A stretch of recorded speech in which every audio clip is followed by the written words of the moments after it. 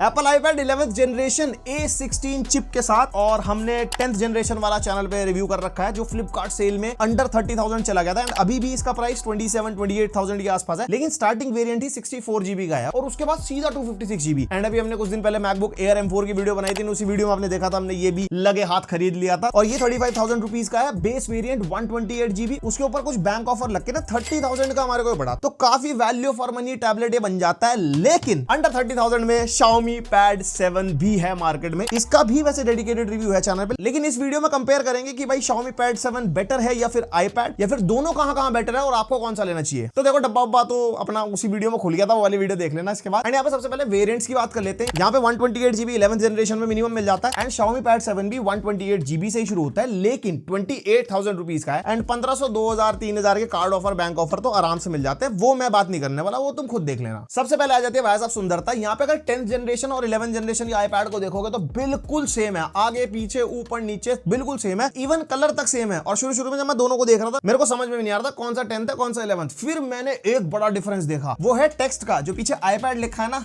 वो नए वाले में नहीं है, वो हटा दिया इन्होंने डिफरेंशिएशन के लिए। एंड अगर Xiaomi Pad 7 से कंपेयर करते हैं, यहाँ पे देखो दोनों ही टैबलेट बढ़िया है। कलर ऑप्शंस iPad के अंदर 4 हैं एंड Xiaomi Pad में 3 है, और iPad में पोगो पिन हमारे को नीचे मिलती है, Xiaomi Pad 7 में पीछे की तरफ है। एंड ये पोगो पिन जो है एक्सटर्नल एक्सेसरीज कनेक्ट करने के लिए काम आती है, उसके बारे में भी बात करते हैं। एंड टैबलेट्स दोनों ही प्रीमियम है, मेटल बिल्ड में हमारे को मिलते हैं, एंड दोनों ही टैबलेट्स का वेट हमारे को 500 ग्राम्स के आसपास मिल जाता है। एंड थिकनेस के मामले में Xiaomi Pad 7 थोड़ा सा पतला फील होता है iPad के कंपैरिजन में। उसके अलावा हमारे को बटन्स वगैरह मिल जाएंगे टॉप एंड लेफ्ट पे। Xiaomi Pad 7 के ऊपर एक्स्ट्रा आपको ये वाली स्पेस दिख रही होगी, ये स्टाइलस कनेक्ट करने के लिए, वायरलेसली स्टाइलस कनेक्ट हो जाती है, आप चार्ज कर सकते हो, बट iPad के अंदर नहीं, वायर्ड वाला मामला लेना पड़ेगा। एंड iPad एक चीज में बेटर है, वो हमारा टच आईडी जो पावर बटन है, वो फिंगरप्रिंट स्कैनर है, जिसमें हम आराम से एकदम सिक्योरिटी वगैरह मेंटेन कर सकते हैं, लेकिन Xiaomi Pad 7 में वो नहीं मिलता। Xiaomi Pad 6 में मिलता है, 7 में देना चाहिए था। बाकी दोनों तरफ स्पीकर ग्रिल्स वगैरह है, लेकिन उसके अंदर एक कैच है। Xiaomi Pad 7 में अगर 4 ग्रिल है तो भाई साहब 4 ही स्पीकर है। iPad के अंदर ग्रिल 4 है, लेकिन स्पीकर स्टीरियो यानी कि 2 ही स्पीकर है। बाकी दो इनके वेंट्स है हीट मैनेजमेंट वगैरह के लिए, और नीचे की तरफ टाइप सी पोर्ट मिल जाता है दोनों के अंदर, लेकिन वर्जन में डिफरेंस है। iPad के अंदर हमारे को 2.0 मिलता है, लेकिन फिर भी डिस्प्ले आउटपुट आप ले सकते हो अप टू 4K 30 1080p 60, लेकिन जो Xiaomi Pad है वो 3.2 Gen 1 वाला टाइप सी पोर्ट है, यानी कि अप टू 4K 60 FPS का डिस्प्ले आउटपुट आप ले सकते हो, which is very good for live streaming. वरना डिस्प्ले आउटपुट में नॉर्मली अगर आपको कोई ऑनलाइन क्लासेस वगैरह लेनी है, आप कोई प्रेजेंटेशन वगैरह दिखा रहे हो, उसमें तो दोनों ऑलमोस्ट सेम ही काम करेंगे, बट यस यहाँ पे Xiaomi Pad 7 जीत जाता है। और दोनों ही टैबलेट्स के अंदर कोई भी IP रेटिंग नहीं है। Now coming on to the accessories, सबसे पहले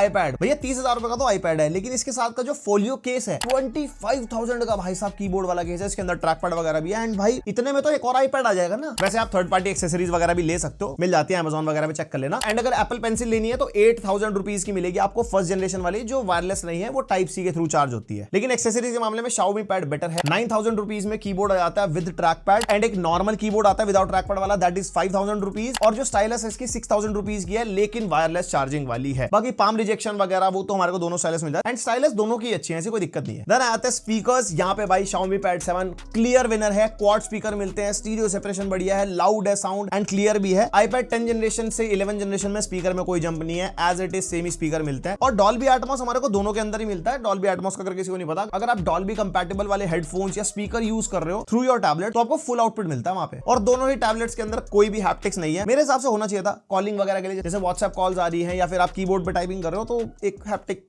हो सकता है अगली जनरेशन में आ जाए। उसके बाद वो वाला भाग जो आपको सबसे ज्यादा चलाना है भाई साहब, डिस्प्ले। यहाँ पे प्रोटेक्शन के मामले में एप्पल वालों ने कुछ नहीं बताया, लेकिन जो Xiaomi Pad 7 है वो कॉर्निंग गोरिल्ला ग्लास 3 के साथ आता है, बट स्टिल मैं कहूंगा टैबलेट्स बहुत ही वाइड होते हैं, गिरने पे डिपेंड करता है कैसे गिर रहा है, एंड टूटने के ज्यादा चांसेस होते हैं कंपेयर टू अ स्मार्टफोन। और स्क्रीन साइज का डिफरेंस है, iPad is 10.9 inches, Xiaomi Pad 7 is 11.2 inches. ज्यादा डिफरेंस है, थोड़ा सा बड़ा फील होता है। दोनों के अंदर ही LCD डिस्प्ले हमारे को मिलती है, एंड रेजोल्यूशन का डिफरेंस है, iPad के अंदर 2360x1640 है, but Xiaomi Pad 7 is better 3200x2136, लेकिन एस्पेक्ट रेशियो का भी डिफरेंस है, iPad 4:3 है, लेकिन Xiaomi Pad is 3:2, तो दोनों के अंदर वैसे ब्लैक बार्स मिलता है अगर आप YouTube पे कंटेंट देखोगे ना, नॉर्मल 16:9 वाला। लेकिन ये टैबलेट थोड़ा प्रोडक्टिविटी के हिसाब से या फिर रीडिंग के हिसाब से ज्यादा बेटर है, जो इनका रेशियो है। मल्टीमीडिया में थोड़ा स्वाद कम हो जाते हैं। एंड भाई रिफ्रेश रेट iPad में 60 हर्ट्ज, और एप्पल लवर्स कह रहे हैं भैया स्मूथ चल रहा है, बहुत मजा आ रहा है। इसके अंदर 144 हर्ट्ज मिलता है, लेकिन 144 में चलता नहीं है, ये 120 ही चलता है, लेकिन 120 सारी एप्स में चलता है। यहाँ पे सेटिंग्स में ऑप्शन मिलता है, हम सारी एप्स को ऑन कर सकते हैं, एंड हर जगह full on smooth 120 hertz experience. यहाँ पे Xiaomi Pad बाजी मार जाता है। एंड यस, डिस्प्ले iPad की 10th जनरेशन और 11th जनरेशन की बिल्कुल सेम है। और कलर गैमेट का टेस्ट आप देख सकते हो iPad और Xiaomi पैड का। यहाँ पे Xiaomi पैड ज्यादा बेटर है बिकॉज जो P3 कलर गैमेट है वो 98% है एंड iPad में 71%, जिसकी वजह से Xiaomi पैड 6 के कलर ज्यादा अच्छे, ज्यादा पंची और ज्यादा वाइब्रेंट दिखाई देते हैं। ऑब्वियसली ज्यादा कलर स्पेस है। वैसे ऐसा नहीं है कि iPad की स्क्रीन बढ़िया नहीं है, मतलब ओवरऑल ये भी अच्छी लगती है, लेकिन Xiaomi पैड के आगे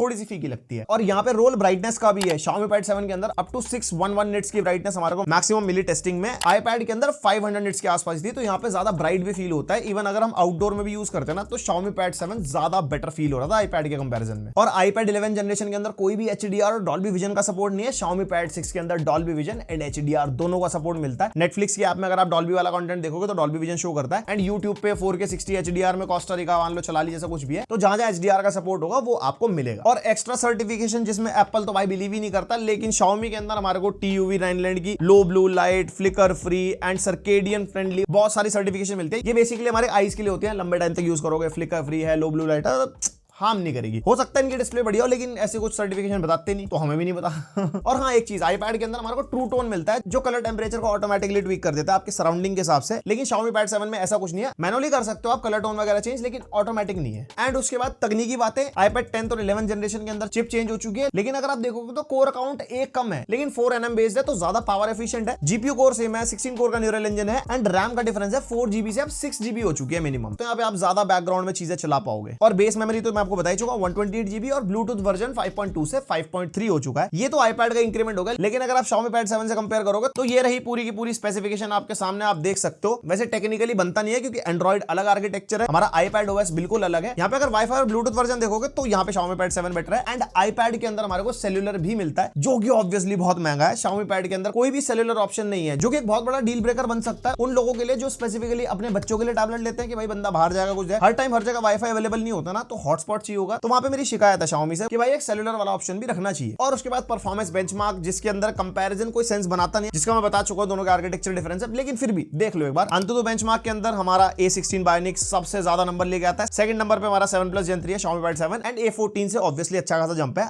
iPad में स्पेसिफिकली। देन उसके बाद Geekbench 6 में भी आप देख सकते हो सेम ही कहानी रिपीट होती है यहाँ पे। एंड उसके बाद Geekbench का GPU वाला स्कोर भी हमने निकाला। दोनों का बिल्कुल डिफरेंट आर्किटेक्चर है, क्योंकि iPad मेटल यूज करता है एंड एंड्रॉइड OpenCL यूज करता है, जिसकी वजह से स्कोर का कोई कंपैरिजन नहीं बनता। बट स्टिल आप दोनों के स्कोर देख सकते हो वीडियो पॉज करके। एंड iPad 10 जनरेशन से अगर कंपेयर करोगे तो यस 11 जनरेशन में हमारे को GPU की परफॉर्मेंस में भी बम्प मिलता है। और उसके बाद Geekbench का AI वाला बेंचमार्क, जिसके अंदर अगर आप 10 जनरेशन और 11 जनरेशन को कंपेयर करोगे, डेफिनेटली यहाँ पे AI की परफॉर्मेंस काफी बढ़िया निकल के आती है 11 जनरेशन वाले iPad की। एंड इसके अंदर भी एंड्रॉइड बिल्कुल सेपरेट रखा है, जिसमें आप देख सकते हो Xiaomi पैड 6 के भी नंबर अच्छे खासे हैं। एंड स्टेबिलिटी टेस्ट करने के लिए 3D Mark wild life test किया था 20 लूप्स वाला, एंड तीनों ही टैबलेट काफी ज्यादा स्टेबल है। हमारी 90% के आसपास की स्टेबिलिटी निकल गई है, क्योंकि काफी बड़े बड़े टैबलेट्स होते हैं तो हीट अच्छे से डिसिपेट हो जाती है। मतलब फोन्स में ज्यादा थ्रॉटल के इश्यूज मिलते हैं, टैबलेट्स में ऐसा कुछ नहीं होता। एंड अब परफॉर्मेंस की बात कर लेते हैं। सबसे पहले डे टू डे टास्क वाली परफॉर्मेंस, जिसके अंदर हम UI चला रहे हैं, दोनों टैबलेट स्मूथ है, एनिमेशन वगैरह बढ़िया रहती है, मल्टीपल एप्लीकेशन चला सकते हो। लेकिन हाँ, रैम मैनेजमेंट में कहूंगा Xiaomi पैड ज्यादा बेटर है। बैकग्राउंड में बहुत सारी एप्लीकेशन चला के रखो तो जल्दी से किल नहीं होती। iPad का रैम मैनेजमेंट मेरे को समझ में नहीं आया। बैकग्राउंड में एप्लीकेशन खुद ही थोड़ी देर में बंद हो जाती है, फिर उसको चलाओ तो पता लगता है वो रिफ्रेश हो रही है। लेकिन UI के अंदर कोई भी ऐसा परफॉर्मेंस में कोई दिक्कत नहीं आती। फिर कर लेते हैं परफॉर्मेंस में प्रोडक्टिविटी की बात। अगर आपको फोटोशॉप, लाइटरूम वगैरह चलाना है, दोनों ही टैबलेट में बढ़िया चल जाता है। एंड कलर एक्यूरेट डिस्प्लेज है, तो आपको कलर ग्रेडिंग वगैरह भी करनी है तो भी दोनों टैबलेट्स में कोई दिक्कत नहीं आएगी। बट एप्पल किंग है प्रोडक्टिविटी में एप्लीकेशंस के मामले में, क्योंकि एप्पल की एप्स लाइक iMovie हो गया, DaVinci, GarageBand मिलता है म्यूजिक प्रोडक्शन के लिए, काफी ज्यादा ऑप्टिमाइज्ड एंड काफी बढ़िया एप्लीकेशंस है। वैसे एंड्रॉइड में भी दुनिया भर की एप्लीकेशंस है, मैंने यूज नहीं करी है। तुम में से कोई यूज कर रहा हो तो कमेंट करके बताना, देखते हैं कि iPad की एप्लीकेशन से कुछ बेटर इसके अंदर भी है क्या।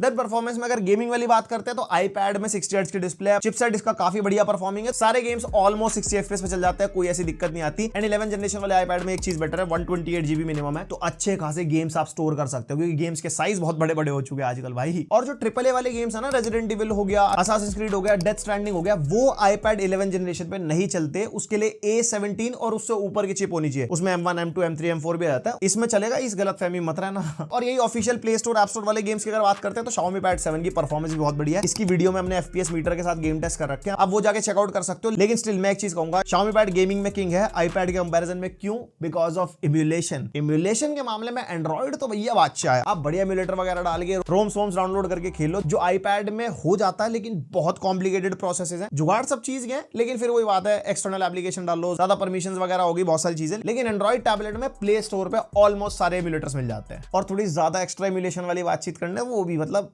जिनको पता है उनको पता है। उसके बाद OS UI HyperOS 2 मिलता है Xiaomi Pad 7 के अंदर। Android 15 out of the box मिलता है। 2+3 यानी कि 2 इयर्स के मेजर अपडेट एंड 3 इयर्स के सिक्योरिटी अपडेट। इसमें iPad बेटर है। एक तो iOS 18 के साथ आता है latest, and 5 to 6 major update मिलते हैं। ये पास हिस्ट्री के हिसाब से बता रहा हूँ, एप्पल वाले का भी ऐसा लिख के नहीं देते, लेकिन 5-6 साल तो आराम से रगड़ सकते हो। तो ज्यादा लेटेस्ट अपडेट्स हमारे को इसमें मिलते हैं। एंड दोनों के अंदर कोई एड्स एंड ब्लोटवेयर्स नहीं है, कोई फालतू की एप्लीकेशंस वगैरह डल के नहीं आती, कहीं पे इधर-उधर एड्स वैड्स नहीं आते। एंड दोनों का ऑपरेटिंग सिस्टम बिल्कुल अलग है। वैसे अगर iPad के ऑपरेटिंग सिस्टम के बारे में डिटेल में जानना है तो iPad 10 जनरेशन की वीडियो जाके देख लेना। एंड Xiaomi Pad 7 की वीडियो में डिटेल में बहुत सारे फीचर बता रखे हैं, जो आपको ज्यादा अपील करे आप उसके हिसाब से चॉइस बना सकते हो। And ecosystem hands down Apple का सबसे बेस्ट इकोसिस्टम है भाई। क्लिपबोर्ड से इधर से उधर कुछ कॉपी करना हो एप्पल डिवाइसेस के अंदर, एक ही एप्पल आईडी सारे डिवाइसेस में होती है, कॉल्स आ जाती हैं। उसके अलावा एयर ड्रॉप, इंस्टेंट हॉटस्पॉट, बहुत सारी चीजें हैं। एंड यहाँ पे बेस्ट इकोसिस्टम। लेकिन Xiaomi भी कर रहा है उसके ऊपर काम। अगर आपके पास HyperOS वाला कोई भी डिवाइस है तो उसके अंदर इंस्टेंट हॉटस्पॉट, क्लिपबोर्ड वाला फीचर और कॉल वगैरह भी सिंक हो जाती है। मतलब इतने ज्यादा फीचर्स नहीं है, लेकिन धीरे धीरे ये भी काम कर रहे हैं। बट फिर भी एप्पल इज द किंग।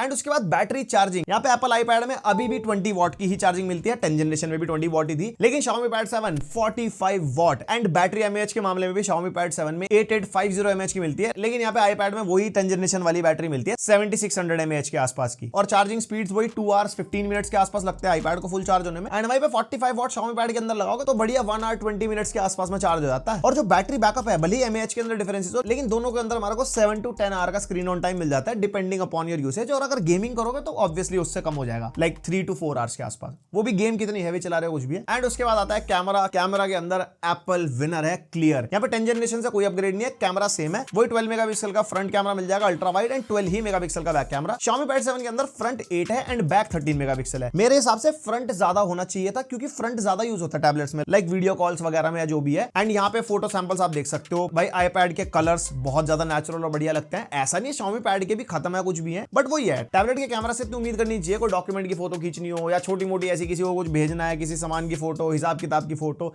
बस इतना ही टैबलेट का कैमरा होता है। कोई फोटोग्राफी के लिए नहीं बने होते, बट स्टिल वर्डिक्ट जानना है तो iPad का कैमरा इज बेटर। और ये फ्रंट कैमरा के सैंपल्स हैं।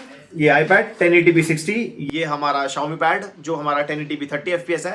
एंड क्वालिटी वाइज लगता बढ़िया रहे दोनों, बस iPad में थोड़ा इतना नेचुरल है और ये थोड़ा सा अपना एनहांस लग रहा है। और हाँ, iPad का जो फ्रंट कैमरा है बहुत ज्यादा वाइड एंगल है, तो इसको इस वाले मोड में भी अगर आप शूट करोगे, आप देख रहे हो मैं बिल्कुल पास खड़ा हूं तब भी काफी ज्यादा आ रहा है फ्रेम में मेरा शरीर, तो यहाँ पे फायदा मिल जाता है। एंड ये इनके बैक कैमरा के वीडियो सैंपल्स हैं। iPad 4K 60 fps, Xiaomi Pad 4K 30 fps। Quality wise iPad थोड़ा सा बेटर लगता ही है।